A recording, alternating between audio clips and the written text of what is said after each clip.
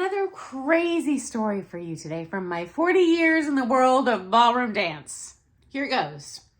I have friends who I have been friends with for a very long time. I've known them since he started, and I'm going to guess he was about 11 years old. They were 10 dancers, meaning they do all 5 international standard dances, all 5 international Latin dances. And in the reception area of our ballroom dance studio, there are some couches, and that's where people would sit and chit-chat about. And I was sitting right there next to them on the couch when their coach berated them for pursuing 10 dance. And they were like, you are wasting your time. You do not have any potential in that category. You need to focus on your standard if you want to get anywhere in your career. Blah, blah, blah, blah, blah, blah, blah. Beat down, beat down, beat down.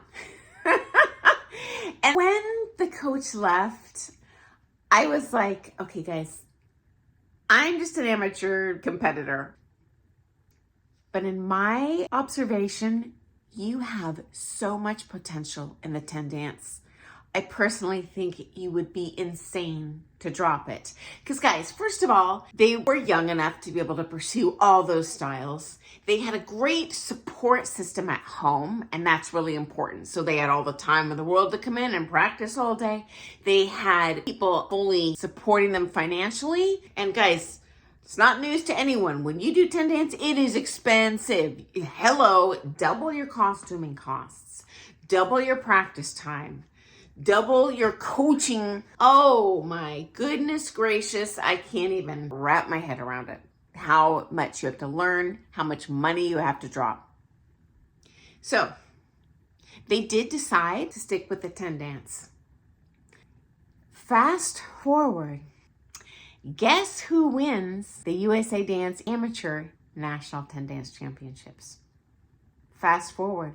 Guess who wins the US Pro 10 Dance Championships? This couple. Guess who wins the US Amateur Latin? This couple. That their coach totally slam dunked them, telling them they had no potential in 10 dance, let alone Latin. You know what? They never even made the final in standard. Oh my goodness gracious. And the most important asset I saw in them, and I told them so, is they were a great team. I think they started competing together when they were like 14 years old or so, but regardless of whatever partner they were dancing with, even before they met each other, even as children, they were great teammates. They were always respectful and kind to their partner. They showed up on time with a smile on their face. I never saw either of them try to correct the other or complain. They just showed up, threw it down, did what they were taught to the best of their ability, and always had a good attitude, even when they did lose. Because as you know, guys, doesn't matter if you're a future Blackpool winner, and yes, they won Blackpool Rising Star.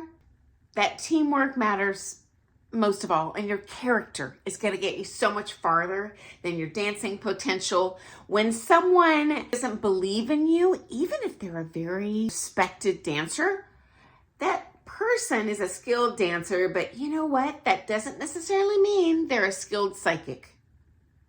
And if you get bad advice, bad meaning, do I suck? Do I have any potential? My suggestion, even if you don't immediately leap to another coach, that's not necessarily the answer, but I would definitely at least invest in a second opinion. Even if that means flying to another town just for a one-off, you probably have visiting coaches in your town. So that next visiting coach session, I would explain, what do you think? Am I wasting my time? Do you see more potential in me? Vastly more than the other? Or do you think I'm going to maybe achieve more if I stick with this path? Because you ask 2 different dancers, you're going to get 500 different opinions, right? Just ask a Latin Blackpool winner how much turnout you should have in Latin. And then put your seatbelt on and let the arguing ensue. So guys, remember, character matters, hard work matters. Do not buy into the negativity if you're put down by anyone. Now, if you see 5 teachers and they all tell you the same thing, maybe this is legit because they usually are going to have a better insight into your dancing than you do.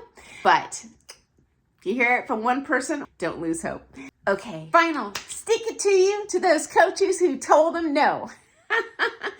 This guy has been on Dancing with the Stars, very popular competitor, probably almost 10 seasons now. So those coaches probably are looking back and eating a big piece of humble pie. Okay, I look forward to seeing you first thing tomorrow morning for some more Things Ballroom Dance. Bye, guys.